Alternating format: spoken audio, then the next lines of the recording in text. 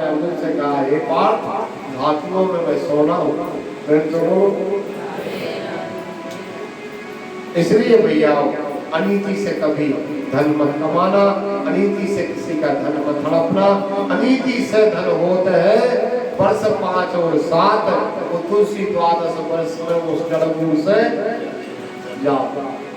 इसलिए मेरे प्यारे भाई बहन, मैं आपसे निवेदन करूं, एक बात और मैं आपसे निवेदन कर रहा हूं, आप जो भी बाजार से खरीद के लाए, जो भी आप बाजार से खरीद के लाए, मैं आपसे निवेदन कर रहा हूं, प्रार्थना कर रहा हूं,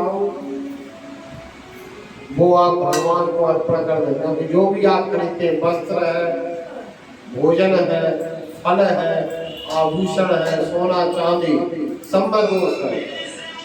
कहा है जड़ चेतन गुण दोष में विश्व कीन करता, संत हर्ष गुण गहि पर हरिवारी बिता। जड़ और चेतन वस्तुओं में दोष और गुण है।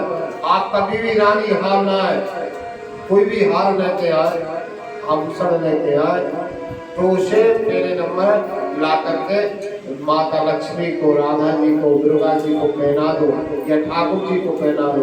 हे प्रभु, मेरी क्या औकात थी, ये आपने दिया है, आपको अर्पण।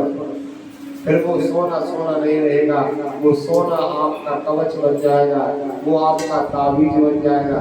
ये नहीं है कि जैसे सोना आया पैर के नाम देखने लगे, कैसी लग रही है, ऐसा मत करना। कभी साड़ी खरीद के लाओ बाजार से मेरी भैयाओ, भाइयों, कपड़े खरीद के लाओ, उन्हें धो करके पवित्र करके जल मार के भगवान को अर्पण कर देना। फल लेके आओ, भगवान को अर्पण कर देना। वो सुनी है तुलसीदास जी ने वीर कहा, बहुत सारी चौपाई गई, तुम ही निवेदित भोजन करई, प्रभु प्रसाद पटभूषण धरई। निवेदित यानी पटभूषण, जो भी आप खरीद के लाए वो भगवान को अर्पण कर दोगे मेरी माताओं बहनों भाइयों, तो याद रखना वो आपका प्रसाद बन जाएगा, दोष हट जाएगा। राजा परीक्षित ने अपने पुत्र जन्मेजय को राज तिलक दिया, वो तत्काल निर्णय दिया कि शरीर द्वारा ब्राह्मण का अपराध हो गया, संत का अपराध हो गया। जिस गले में माला डालना थी उस व्यक्ति के मेरे गले में बड़ा सर्प डाला, मैं ऐसे शरीर को त्याग दूंगा, इस शरीर को नहीं रखूंगा। तत्काल अपने पुत्र जन्मेजय को राज तिलक किया, और राज तिलक करके राजा परीक्षित गंगा के तट पर पहुंचे। इति लंघित मर्यादा तक्षका सत्कृते हरि। और आज इस बात का पता, राजा परीक्षित के श्राप का पता सारे संतों को चला। अत्रि, वशिष्ठ, चमन सारे महात्मा मिलने के लिए आए। राजा परीक्षित ने सारे महात्माओं से क्षमा मांगी और प्रार्थना की, हे संतों, मैंने तो आपकी समाज के एक संत का अपराध किया था, लेकिन आप इतने बड़े दयालु हैं कि आपकी समाज का अपराध करने के बाद भी, अपमान करने के बाद भी आप मेरा कल्याण करने के लिए पधारे। मैं आपसे निवेदन करूं, केवल आप, मेरा एक प्रश्न है, उस प्रश्न का हल कर दो। वेद व्यास जी भी गए, ऋषि पाराशर जैसे ऋषि बैठे, हजार हजार वर्ष की आयु वाले महापुरुष राजा परीक्षित से मिलने के लिए कहा गए हैं सुक्ताल तीर्थ। सुक्ताल तीर्थ समझ रहे आप, उत्तर प्रदेश में गंगा के पावन तट पे। और राजा परीक्षित ने अपनी पत्नी को साथ ले गए, अपने पुत्र को साथ ले गए। प्रयाण तत्काल पता चला है कि आज से 7 दिन मेरी मृत्यु है। बिल्कुल नहीं घबराए, भयभीत नहीं हुए। यदि आपको हमको पता चल जाए तो हम अपने बचने के लिए पूरी शक्ति लगा देंगे। प्रेम से बोलो। लेकिन धन्य है राजा परीक्षित, बड़ा प्रसन्न हुआ। अरे ब्राह्मण, मेरा मरना तो पहले से निश्चित था, तुमने तो मुझे सावचेत कर दिया कि साथ में कहती कर रह गया, कुछ अच्छा करना चाहे तो कर लो। सारे संतों से प्रश्न किया और प्रार्थना की, मेरे भाइयों तो सारे संतों ने म्रियमाणम क्यों कर्तव्य, मरने वाले को क्या करना चाहिए, ये प्रश्न था राजा मेरे भाई। और मरने वाले का क्या प्रश्न था, ये प्रश्न था, तो इसका उत्तर नहीं दे पाए। और इसका उत्तर नहीं दे पाए, क्यों नहीं दे पाए? क्या व्यास जी के पास उत्तर नहीं था? ऋषि पाराशर के पास में उत्तर नहीं था? बड़े बड़े ज्ञानी वशिष्ठ जी के पास उत्तर नहीं था? क्योंकि ये राजा पारक्षित का उद्धार नहीं कर सकते। क्यों नहीं कर सकते? इसके पीछे कारण क्या था? इसके पीछे कारण ये था कि जो सर्प के डसने से मरता है, ध्यान से सुनो भैया, सर्प के काटने से इस व्यक्ति के प्राण निकलते हैं, वो अधोगति को प्राप्त होता है। और जो जहर खाकर मरता है, पानी में डूबकर प्राण त्यागता है, जहरीले पदार्थ खाकर के अपने जीवन को त्याग देता, फांसी लगाकर जो मर जाता है, रेल में कट करके जो मर जाता है, ये सारे दुर्मरण है। ये सद्मरण नहीं है, ये दुर्मरण है। याद रखना मेरे भाइयों, मेरी माताओं, बहनों, यदि इस प्रकार से मृत्यु, यदि कोई पुरुष अपने आप का दाय करता है, शरीर को त्याग करता है, तो ऐसा मनुष्य यहाँ से भी जाता है, वहां से भी चला जाता है, प्रेत बन के भटकता रहता है। आज राजा परीक्षित को चिंता एक ही बात में थी, एक बात की चिंता है। कौन सी चिंता है? कि यदि सर्प के काटने से मेरी मृत्यु हुई और मैं अधोगति को प्राप्त हुआ, तो संसार के लोग मेरी हंसी उड़ाएंगे। इसलिए एक ही प्रश्न कर रहा है कि मरने वाले को कौन सा व्रत, कौन सा जप, कौन सा तप, कौन से देवता की पूजन करना चाहिए जिससे उसका मरण मंगल हो जाए। एक ही प्रश्न।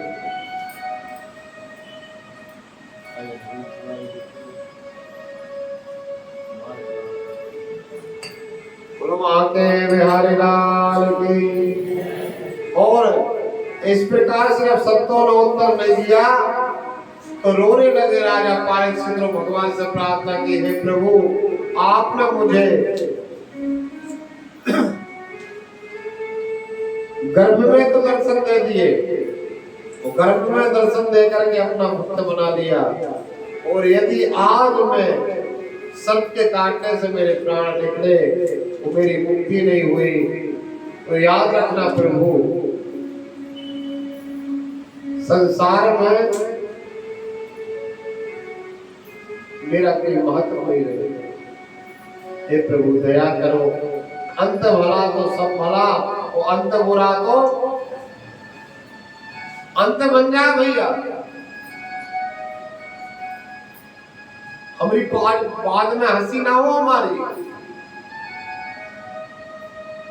मरण संभल जाए तो बहुत उत्तम बात। इसलिए राजा ने सारे संतों से हाथ जोड़ के प्रार्थना की, लेकिन किसी ने उत्तर नहीं दिया। तब पर हताश हो गए, तब रोते हुए भगवान को पुकारे कि यदि आपको ऐसा करना था तो मुझे दर्शन देने के लिए उस दिन क्यों आए माता के गर्भ में। हे प्रभु, अब तो तेरा सहारा, या तो तू दीवाना मुझे अपना नहीं बना था, वो बनाया था, तो मुझे ऐसे मैदान में छोड़ के ना जाता। वह रोते हुए प्रार्थना करते, आइए हम भी प्रार्थना करते हैं। भगवान देखो परीक्षित की सुनी थी, हो सकता है हमारी प्रार्थना हो। एक भजन के माध्यम से सब लोग प्रार्थना करें। तूने मुरली बजा करके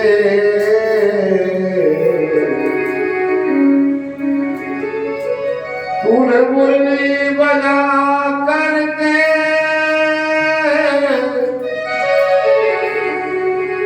दीवाना बना,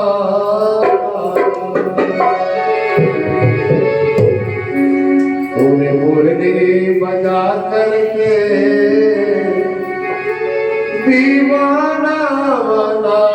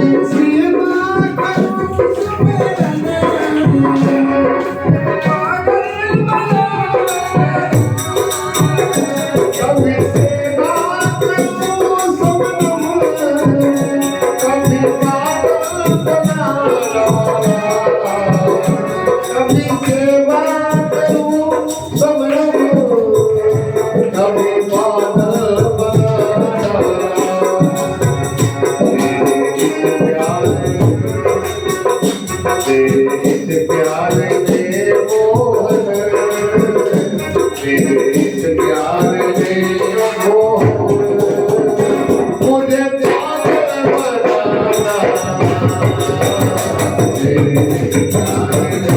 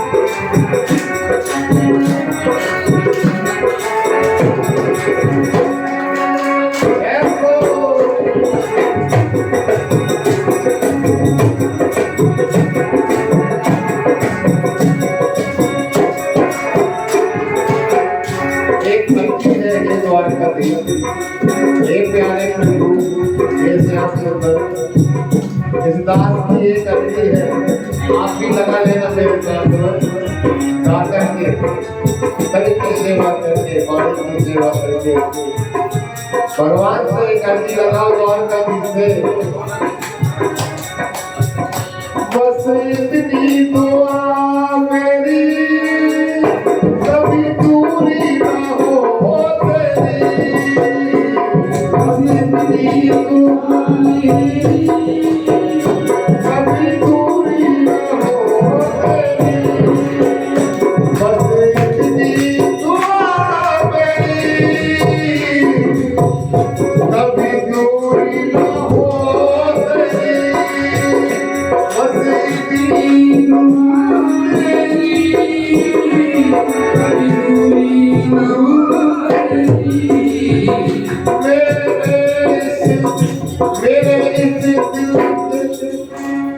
मेरे इस दिल के मंदिर में बस मूरत हो तेरी, मेरे मंदिर में मूरत हो तेरी, मेरे दिल के मंदिर में बस मूरत हो तेरी, मेरे दिल के मंदिर में मूरत हो तेरी।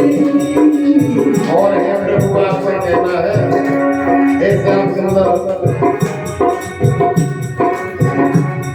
श्याम, मुझे अपने जीवन का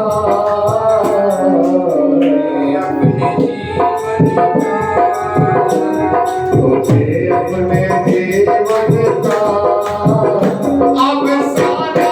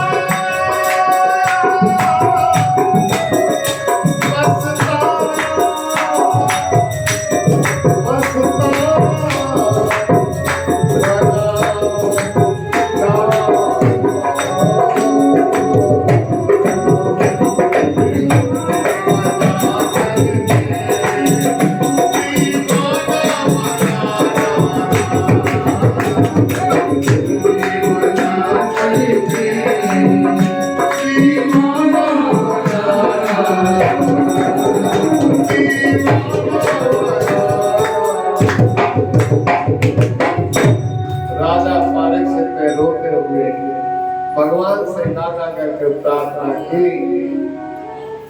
अंत में मेरे प्रभु ने प्रार्थना स्वीकार की। भगवान स्वयं नहीं आता, याद रखना। जब आप बुलाते हैं ना करुण क्रंदन करके, पुकार में चाहे होना चाहिए। द्रौपदी ने जैसे पुकारा था, मीरा ने जैसे पुकारा था, ऐसी चाह है, ऐसी तड़प होना चाहिए पारीक्षित ने जैसे पुकारा। भगवान ने व्यास जी के पुत्र सुखदेव जी को, सुखदेव भगवान को और भेजा राजा पारीक्षित के पास, और सुखदेव जी के पास में आए और राजा पारीक्षित के पास में आए। सुखदेव जी वे वेद व्यास जी के पुत्र। ये सुखदेव जी कौन है? देखो चेला है विष्णुराज। पारीक्षित का ओरिजिनल नाम है विष्णुराज। क्या नाम है? विष्णुराज का अर्थ होता है विष्णु राता दत्तक। भगवान विष्णु के द्वारा जिसकी रक्षा की गई हो वो है विष्णुराज। वो गुरु कैसा होना चाहिए चेला के लिए? ब्रह्मराज। क्या होना चाहिए? ब्रह्म ज्ञान। ये जितने संत थे इनके बस की बात नहीं कि राजा पारीक्षित ने जो प्रश्न किया था उसका उत्तर देने के लिए। प्रश्न क्या था पता? एक ही प्रश्न था कि प्रियमाणम कर्तव्य, मरने वाले को कौन सा कर्तव्य करना चाहिए जिससे उसकी मृत्यु मंगल हो जाए? कौन सा व्रत करे? क्या श्रवणीय है, क्या भजनीय है, वो क्या स्मरणीय है? एक प्रश्न था। तो मरना वाला क्या करे जिससे उसका उद्धार हो जाए।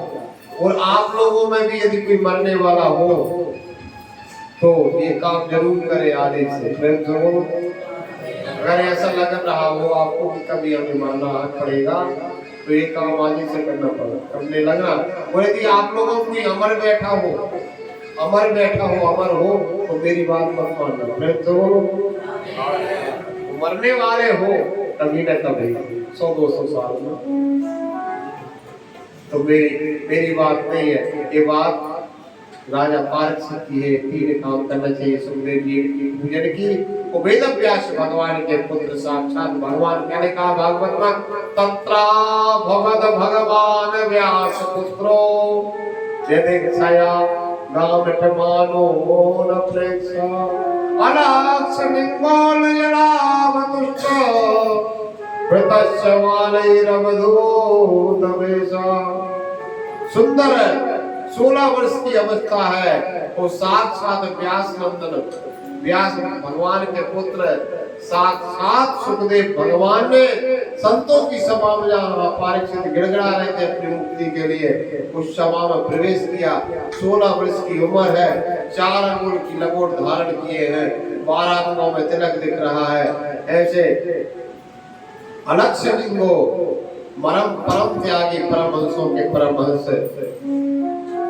अपने में संतुष्ट रहने वाले और सारे जगत को अपना परिवार मानने वाले व्यासनंद सुखदेव का पदार्पण हुआ। सारे संत खड़े हो गए, 1000 वर्ष की आयु वाले। 16 वर्ष का बच्चा आया, सब खड़े हो गए। इतना ऐसा मनुष्य का पावर होना चाहिए। प्रेम से बोलो। तो क्यों खड़े हो गए पता? व्यास जी स्वयं खड़े हो गए। बेटा जब आया सभा में लोगों ने पूछा भी कि आपके तो बेटा है, फिर आप क्यों खड़े हो गए? तो भैया बेटा तो है लेकिन इसका त्याग बड़े उच्च कोटि का है। ये बहुत श्रेष्ठ ज्ञानी है। प्रेम से बोलो। मनुष्य आयु से बड़ा नहीं होता। आयु तो लोगों की 80 साल की हो जाती है। यदि 2-4 लक्षण अच्छे प्राप्त नहीं करे तो काय की आयु? प्रेम से हो।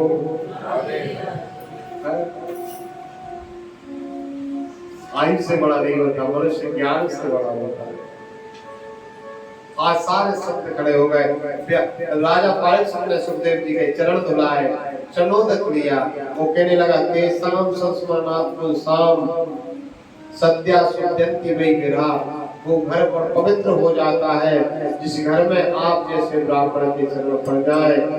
वो धन पवित्र हो जाता है जिस धन को आप जैसे ब्राह्मण की सेवा में लग जाए।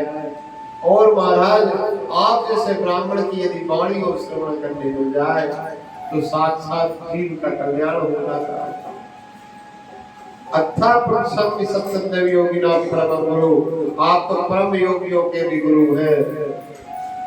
पुरस्से हम यत् कार्यम प्रियमाणस्य सर्वथा। मेरा वर्ण मंगल हो जाए। मेरा एक ही प्रश्न है कि प्रियमाण व्यक्ति को क्या स्मरणीय है, क्या स्मरणीय है, वो क्या भजनीय है।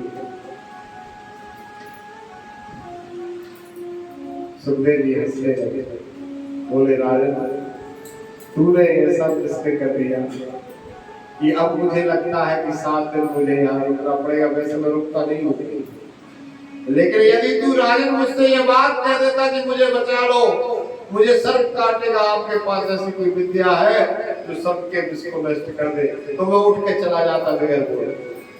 लेकिन धन्य है राजा तू, धन्य है तेरी माता उत्तरा, वो धन्य तेरा पिता अभिमन्यु वीर, जिसका तू पुत्र है। तूने ये लोक कल्याण के लिए बड़ा उत्तम प्रश्न किया है कि मरने वाले को क्या करना चाहिए। तो जगत में ये पारिक से सब मरने के लिए पैदा होते हैं। ये लोक का नाम नतु लोक। ये बहुत अच्छा प्रश्न किया है।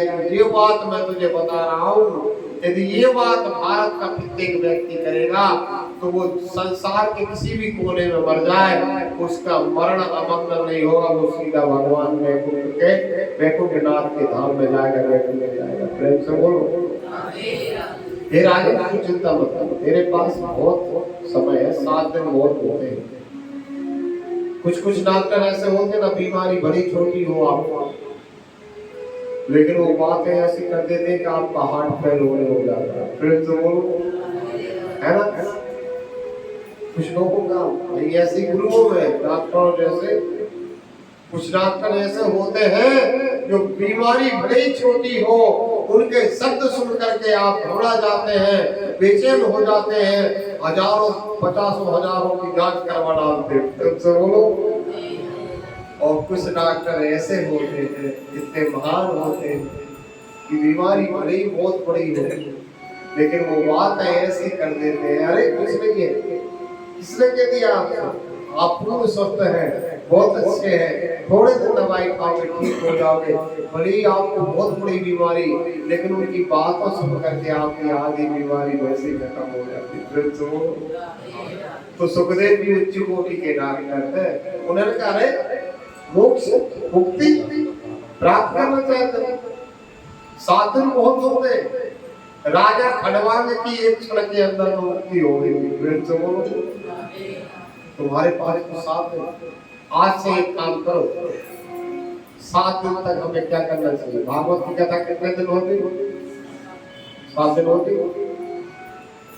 आज से 7 दिन तक तुम एक ही काम करो, सांस सांस में हरि भजो, और सांस मत खो, ना जाने या सांस का आवन होए न होए। ईश्वर आयु नहीं देता, ईश्वर तो सांस देता है। वो सांस जब पूरी हो जाती है तो मनुष्य की मौत हो जाती है, चाहे वो 8 वर्ष का हो, चाहे 50 वर्ष का हो, चाहे 30 वर्ष का हो। जितनी चाबी भरी है राम ने उतना। हाँ, जीवन तो भैया एक रेल है, वो कभी पैसेंजर कभी लोहे की पटरी पर दौड़ लगाती है, छक-छके करती चली जाती है, तब तक चलती है। सांसों का जब तक इसमें तेल है, वो कभी पैसेंजर कभी।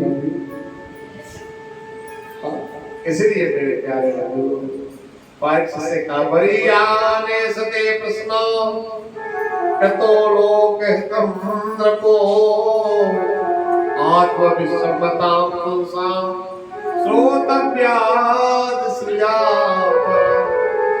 वरियाने सते प्रश्न, हे राजन तुमने बड़ा उत्तम प्रश्न किया है व्यक्ति कल्याण के लिए। आत्मज्ञानी व्यक्ति इस प्रश्न का बड़ा सम्मान करते हैं। तुम धन्य हो। और गृहस्थी में जन्मे हुए माया में लिप्त लोगों के कल्याण के लिए परम श्रेष्ठ प्रश्न है। इस प्रश्न का आत्मज्ञानी व्यक्ति बड़ा सम्मान करते हैं। लोगों की इस प्रश्न के करने से बहुत अच्छी मुक्ति होगी तुम्हें, लोगों के लिए बहुत अच्छा। 3 काम करना चाहिए मरने वाले। आज ही से चालू कर देना आप लोग, प्रेम से बोलो। हाँ, द्वारका से वार के जाना। मरने वाला व्यक्ति के 3 काम करने लगे, आज ही से करने लगे आप लोग। कभी मरो 50 साल बाद भी, लेकिन करना आज से 3। ये पता नहीं है कि कब मरना, प्रेम से बोलो। पता होता तो हम तो खूब करने लगते हैं, इसलिए रोज करो, पता नहीं कब कौन सा दिन आती है। तस्मात् भारत सर्वात्मा भवानीश्वरो हरि श्रोतव्या कीर्तितव्यस्य स्मर्तव्या क्षता भयम्। मरने वाले व्यक्ति के लिए 3 काम करना चाहिए। 3 काम कौन कौन से करना चाहिए? 3 काम करना चाहिए। पहले सबसे ज्यादा जहाँ कथा हो, कथा का खूब श्रवण करें, करते रहो जीवन में कथा का श्रवण, तो कभी भी मर जाओगे आपका मरण अमंगल नहीं हो सकता, याद रखना, मंगल हो। कथा के बाद कीर्तितव्य कीर्तन करे, और कीर्तन जब बंद हो जाए तो मन ही मन स्मरण करे। प्रेम से बोलो। आपको ये सुना के थोड़ी दिन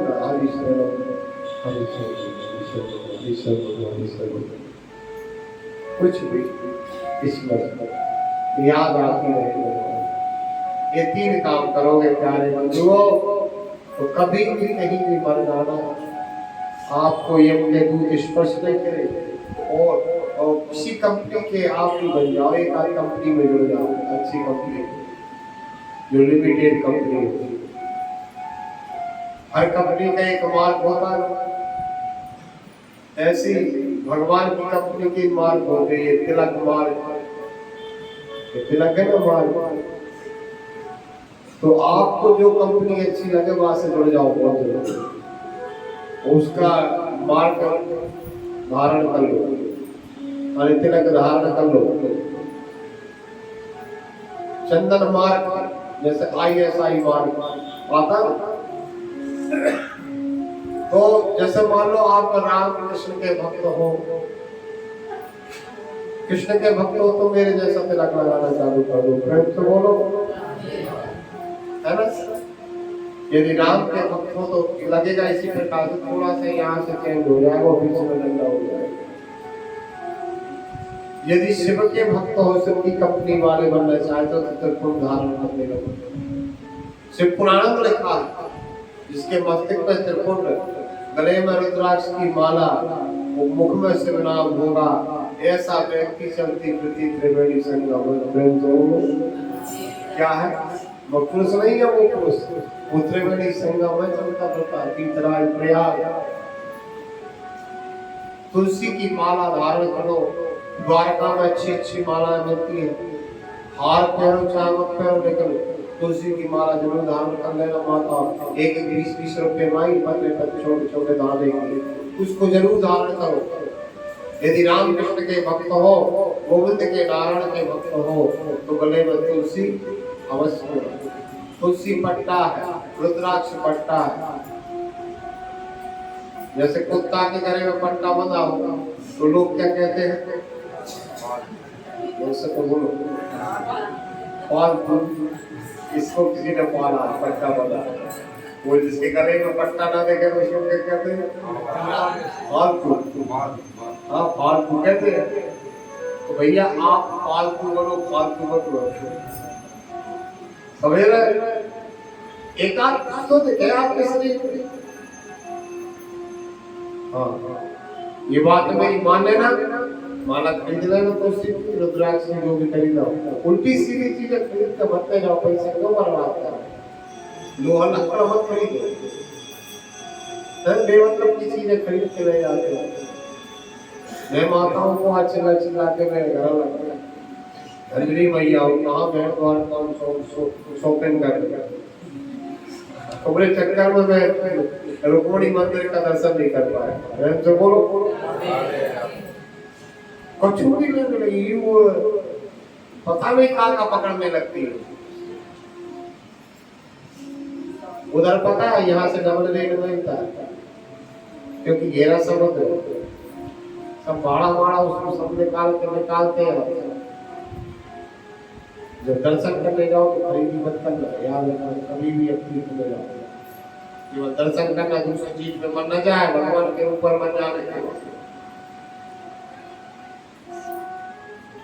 और जिस दिन खरीदी करने जाओ उस दिन दर्शन करने मत जाना। सब काम संग करना चाहे तो प्रेम से बोलो, ऐसे आगे तो भैया पीछे गला लग गया मेरा, मन तो हो गया प्रेम से बोलो। तिलक धारण करने लगना, तुलसी धारण करना, रुद्राक्ष आप हार्ट के पेशेंट हैं तो रुद्राक्ष की माला धारण करो, तुलसी की माला धारण करो, दो ही कर सकते हो साथ में, ऐसा कोई विरोध नहीं है। लोग भ्रमित कर देते हैं तुलसी पहनने वाला रुद्राक्ष नहीं कर सकता, पहन सकता है। हाँ, भ्रमित होने की आवश्यकता नहीं है। अच्छी चीजें ले जाओ अपने बच्चों के लिए, यहाँ आए हो सबको एक एक पट्टा पहना देना जाके, ठीक है ना, पट्टा पहना देना, ये मेरे गोविंद का पट्टा है, इसको धारण कर लो, आप फालतू नहीं रहेंगे, फालतू बच जाएंगे। और अंत में भगवान तो इतने दयालु है, प्रभु दीनो पंतु हरि कारण रहत दयाल, तुलसीदास रखते ही भजन स्वार्थ अपने जंजाल। तुलसीदास जी कहते हैं परमात्मा किसी के अवगुण नहीं देखता, परमात्मा की जब कथा श्रवण करोगे तो आपका प्रेम उससे अपने आप हो जाएगा, भजन भी होने लगेगा, कीर्तन भी होने लगेगा। वो तो बिगड़ कारण की कृपा करने वाले हैं। ऐसे प्रभु को छोड़कर रे सट मन, रे मूर्ख मन, तू दुनिया के लोगों का सुमरण करता है, भगवान का भजन कर, पाई न कहीं गति पतत पावन राम सतमना। भगवान की स्मरण करके किसने गति नहीं प्राप्त करी। वो भक्त के लिए पहले नंबर जितासन हो, पहले अपनी आसन को जीतो। भक्त के लक्षण बता है सुखदेव जी ने। राजन 7 दिन तक निरंतर में 7 दिन तक भागवत की कथा तुम्हें श्रवण कराऊंगा, और उसको करते हुए पहले नंबर नियम होता भक्त का जितासन हो, आसन में जीतो अपने। 3 घंटा तक हम जो आसन हमें अच्छी लगे उसमें 3 घंटा तक बैठ ले। दूसरा काम है जिता आसन जब जीत जाओ, जिता श्वासों को जीतो, प्राणायाम करो खूब, जित संग को जीतो, किसी दुष्ट के साथ न मत रहना कभी, और जितेंद्रिय इंद्रियों को जीतो। स्थूले भगवतो रूपो मना संसार इत्या, परमात्मा अति सूक्ष्म है, इन साधनों के बिना उसको नहीं जाना जा सकता। अंत में यदि आपने मनुष्य होकर के भक्ति प्राप्त नहीं की, भगवान की कथा श्रवण नहीं की, तो गधा, कुत्ता, उल्लू और ऊंट हंसेंगे आप पे। प्रेम से बोलो, कौन हंसेंगे? क्यों हंसेगा? भजन नहीं किया, भगवान का कथा नहीं श्रवण की, तो गधा इसलिए हंसेगा कि नाक के पोते का खूब भोजन हो रहा, लगते लगते 100 वर्ष हो गई, फिर भी कोई संतुष्टि नहीं हुई। प्रेम तो बोलो, और कितना ढोएगा? गधा ने जीवन भर भोजन ढोया, उसको कभी किसी ने पुरस्कार दिया? गधा जब हंसता है, जब मनुष्य 60-70 साल का हो जाता है, फिर भी जवाबदारियों से मुख नहीं मोड़ता, तो गधा हंसता है। मैं भी जैसे लगता रहा, जैसे लगते लगते तू बढ़ जाएगा, तो तुझको और मुझ में ज्ञान कर रहा मनुष्य, मैं तो गधा था, तू तो मनुष्य है। इसमें लिखा है, मैं ऐसे नहीं बोल रहा। क्यों बिट मरा है? बिट कहते ऊँट को, बराज कहते सुअर को, सुअर भी हंसता है। कब जब वो अच्छा जैसा मिल जाए आसान है, तो तुम तुम्हारा 1 नंबर का हो, 2 नंबर का हो, 10 नंबर का हो, तो ये उसको देख के सुअर हंसता है। सुअर का स्वभाव होता है, सुअर जहाँ से जाता नीचे मोकल लेता, आगे कछु भी जाए सबको खाता जाता है, है ना, नाली में मोड़ डाल लेता तो कुछ चले चलो। ऐसे मनुष्य का स्वभाव जब हो जाता है कि पूछा जाए उल्टा सीधा समान है, तो सुअर हंसता है, तुझमें मुझमें क्या फर्क रहा? ऊँट कब हंसता है? जब अभिमान में मनुष्य करके रखता ना, ऊँट जब चलता है ऐसे ऐसे करता है, तो ऊँट हंसता है जब अकड़ के मनुष्य चलता है, तो भगवान ऊँट कहता तू भी मेरे जैसा करना, मैं भी ऐसे सोचता था कि मेरे जैसा ऊँचा कोई नहीं, लेकिन जब पहाड़ के पास में गया तो सारी गरीबारी निकल गई। फिर से बोलो बेटा उल्लू कुत्ता, चौथा प्रशंसक है कुत्ता। कुत्ता कब हंसता है जब छोटी छोटी बातों पर लड़ जाते हैं, झगड़ जाते हैं, एक दूसरे से झूठ जाते हैं। प्रेम से बोलो। जैसे कुत्ता को देख रहा हूँ, आप एक रोटी डाल दो में 2-4 कुत्ता हो तो वो इतने लड़ेंगे तब सब चित जाएंगे, रक्त रंजन हो जाएगा, 5वां कुत्ता आएगा उसे जाके चला जाएगा। प्रेम से बोलो। तो कुत्ता भाई छोटी छोटी बात पर मत झूमो, मत लड़ो, मत झगड़ो। ये 4 पशु से नहीं, ये सारी बात बताई पारिक को और बड़ी सुंदरता से सृष्टि की वृद्धि की रचना बताई, ब्रह्मा जी की उत्पत्ति बताई। शिव जी से ब्रह्मा जी की उत्पत्ति नारायण के नाभि से कमल से हुई और कमल से ब्रह्मा जी प्रकट हुए। ब्रह्मा जी ने कहा को हम मैं कौन हूँ। तब ब्रह्मा जी 10,000 वर्ष तक परमात्मा नारायण की तपस्या की। तब भगवान नारायण प्रकट हुए।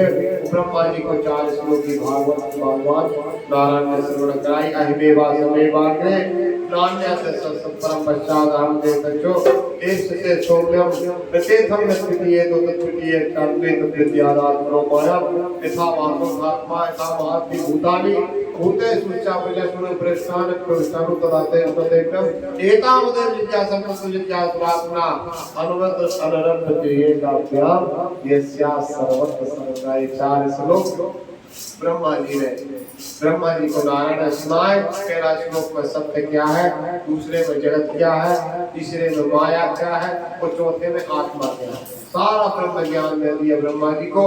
ब्रह्मा जी ने सृष्टि को पुनः वैसी बनाई। ब्रह्मा जी के दोनों भृगु के बीच से भगवान रुद्र शंकर की उत्पत्ति हुई। 10 मानस पुत्र ब्रह्मा जी के बने हैं।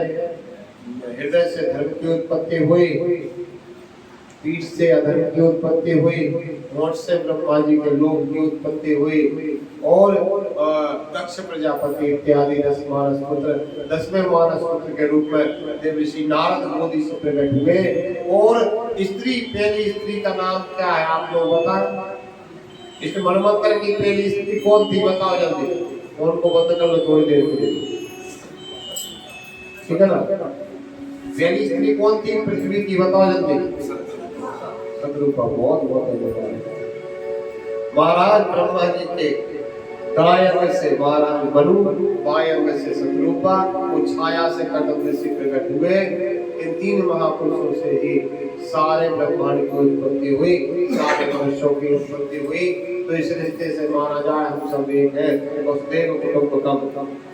और आगे इनकी बेटियों के रूप में इसका वर्णन है, वो कथा आप कल श्रवण करेंगे। कल कथा का चौथा दिन है, तो आप सब लोग जन्मोत्सव की तैयारी करें अपने अपने स्तर से, जैसी आप लोगों की सलाह बन जाए, ठीक है ना।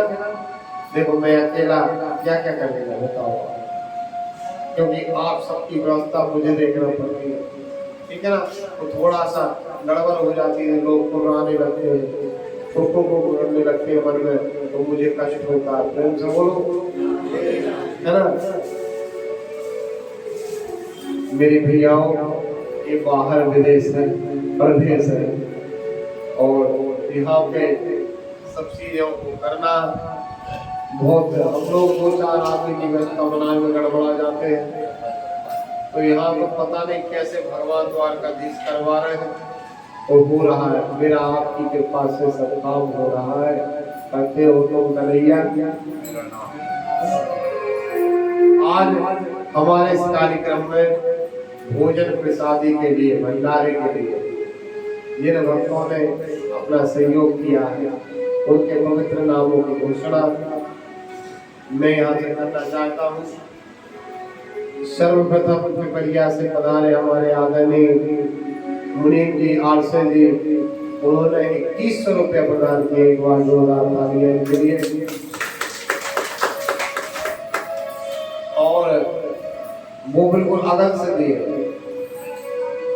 भोजन के लिए। श्रीमती पार्वती बाई लोधी देवरी से, इन्होंने 701 रुपये प्रदान किए हैं। एक बार जोरदार तालियां के लिए। श्रीमती सरोज भाई सलामे जी देवरी से, इन्होंने 605 रुपया की राशि प्रदान की है भोजन के लिए। एक बार जोरदार तालियां के लिए। श्री महेश जी साहू जी देवरी से, इनकी मम्मी हमारे साथ पिछली वर्ष भी गई थी, इस वर्ष भी आई है गिरजा भाई साहू। किसी से ना ज्यादा बोलती ना कुछ, अपने काम से काम, राम से राम, जो ही राम सोई राम, जो है तो है, नहीं जा तो आप है।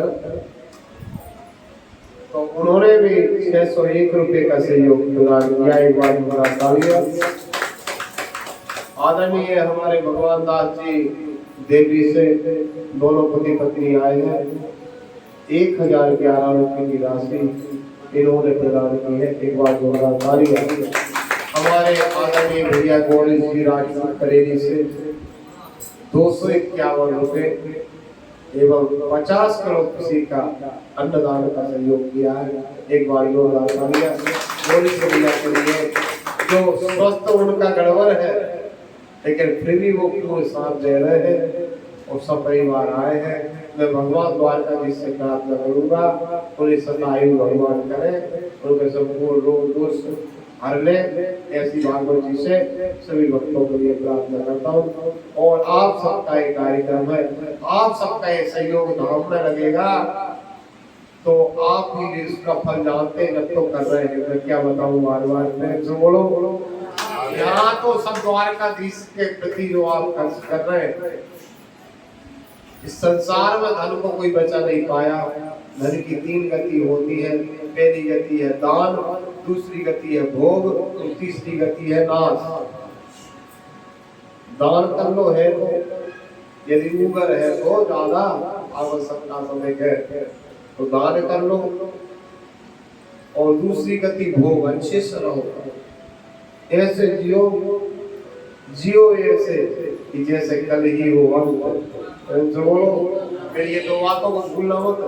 जियो इतनी शौक से जियो ऐसे जैसे कल ही हो अंत, और सीखो ऐसे जैसे जीना है अनंत। हर काम बदतमीजी कर मत जियो। एक नंबर खाओ, एक नंबर पहनो, सारे अच्छे से सुख सुविधा से रहो और उसमें बच जाए फिर भी भगवान को दे तो खूब दान करो। प्रेम से बोलो। हाँ, तो आप सबका बहुत बहुत धन्यवाद। आइए छोटा सा कीर्तन, इसके बाद आरती करेंगे। आरती के बाद आप लोग जिनको फराहर करना हो तो भगर की खिचड़ी बनी है, थोड़ी कम रह गई होगी क्योंकि वो भाई ने मुझसे रात का कहा नहीं, तो मैं भी घूमने चला गया, उसको भी ले गया, है ना। थोड़ी कम नहीं होगी, भूखे रह गए होंगे लोग, तो आप मन में कुड़कुड़ाना मत, ठीक है ना, क्योंकि आप कुड़कुड़ाओगे तो मुझे पता चल जाएगा। ये गादी तो ऐसे ही नहीं, ठीक है। गादी जिसने दी है उसने सब कुछ दिया, दूर तक देखने की भी दी, ठीक है। हरे कृष्ण। अरे सोनी है गोकुल नगरिया, अच्छे भाव से आएंगे, ठीक है ना। 2 बार सोनी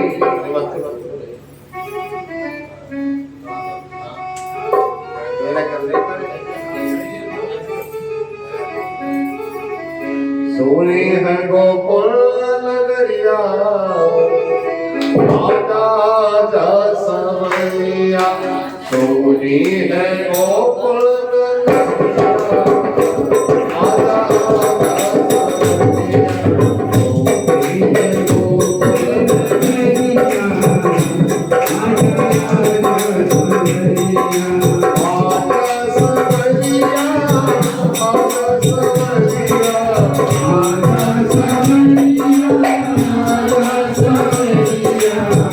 आजा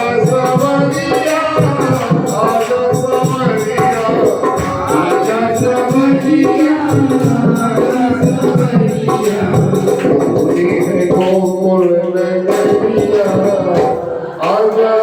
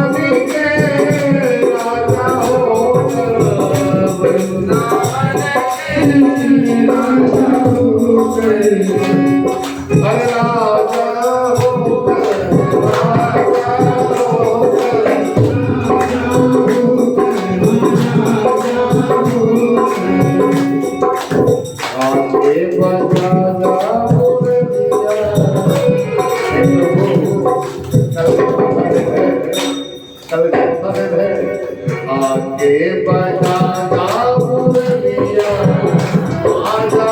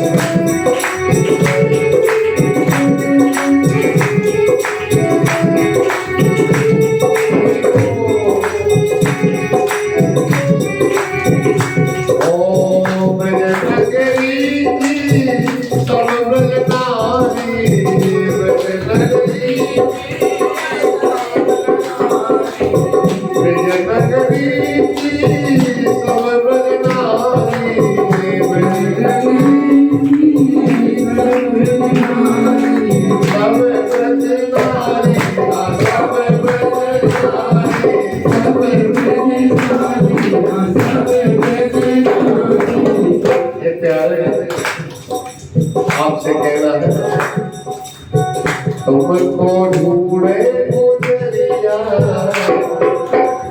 तुमको ढूंढे गुजरिया आजा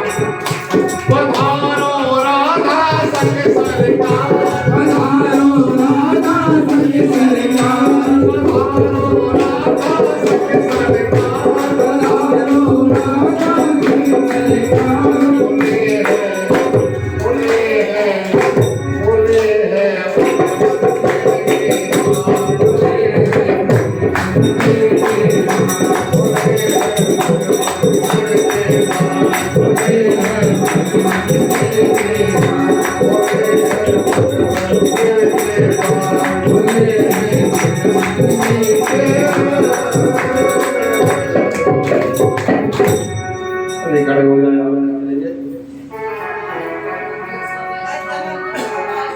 आरती के लिए सभी खड़े हो जाए। बड़े भाव के साथ में प्रेम के साथ में आरती गाएंगे, भागवत भगवान की आरती करेंगे। इसके बाद आप सब लोग प्रेम से भोजन करके फराहार लेकर 11 मालाएं ओम नमो भगवते वासुदेवाय करेंगे।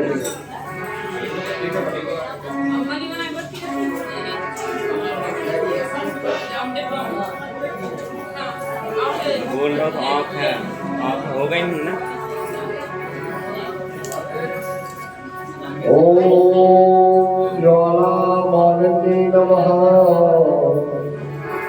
रत्नेश्वर्यै नमः। जय ज्वाला तले ज्वाला ज्वाला पर्वत पर्वत के त्रिलोक व्यापी ज्वाला ज्वाला देवी नमोस्तुते।